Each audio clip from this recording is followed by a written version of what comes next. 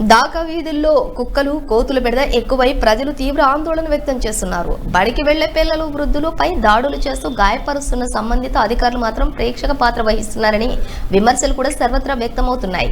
కుక్కలతో కోతులతో నుండి కాపాడాలని అధికారులకు మొరపెట్టుకుంటున్నా ఫలితం లేకుండా పోయిందని పలువురు బాధితులు వాపోతున్నారు. ఇంటి ముందు పార్కింగ్ చేసిన కార్లపై కుక్కలు సేద తీర్చుకుంటూ కారు తీసేందుకు వెళ్లిన ఓనర్లపై దాడి చేస్తున్నాయని వాపోతున్నారు.